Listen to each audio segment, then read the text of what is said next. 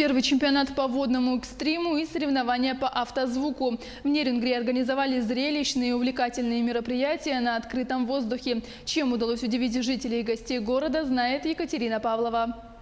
Проведению первого открытого чемпионата по водному экстриму благоприятствовала прекрасная солнечная погода, благодаря которой мероприятие получилось зрелищным и собрало большое количество довольных гостей. В этом году очень много было просьб, и мы хотели сделать для города и для всех гостей нашей республики вот такое массовое мероприятие. Ежегодные соревнования по автозвуку давно полюбились всему району. В качелях 2018 приняли участие 13 автомобилей. Это большое шоу для нерингринских зрителей и прекрасная возможность демонстрации современных технологий авто, аудио и мультимедийных систем. У меня акустика на компонентах Урала.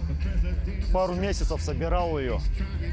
Вроде качает. Сегодня мало кто согласен довольствоваться шипящим скрежетом из магнитолы и двух стандартных динамиков. Современный автозвук – это качественные компоненты плюс надежная установка. Вытаскивается весь салон, проклеивается шумовиброизоляция, протяжки проводятся, куча аккумуляторов мощных, ну и это можно до утра перечислять. Новичкам соревнований давалась одна попытка показать мощь своих сабвуферов при закрытых дверях. У медиумов и профессионалов замеры проводились с открытыми и закрытыми дверями. Обладателем самого мощного звука в городе Нерингре с показателем 149,8 дБ стал Сергей Стасюк, который участвует в соревнованиях второй раз. Мероприятие хотелось бы, чтобы побольше проводилось. Будем участвовать дальше, наверное, как и все.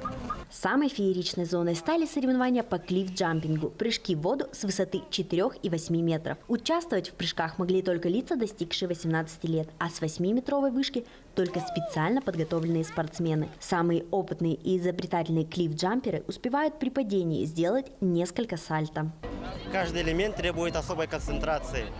И когда ты делаешь сальто и задумываешься, ты просто падаешь. Поэтому надо очистить мозг и с чистым разумом просто все делать. Еще одной зоной мероприятия стала зона блоп-джампа. Это новая разработка для активного отдыха. Аттракцион работает очень просто. На дальний край подушки садится человек, второй прыгает с вышки на ближний край аттракциона, вследствие чего перемещающийся объем воздуха подбрасывает под углом 45 градусов, и далее блобер ныряет в воду. Блоп-джамп притягивает к себе людей, так как это очень увлекательное развлечение, вызывающее бурю эмоций. Вау! Если честно, я никогда ничего подобного не испытывал. Ощутить на себе долю адреналина в этот день на мероприятии Халтам Джамп 2018 нерингринцев и гостей района было более чем достаточно.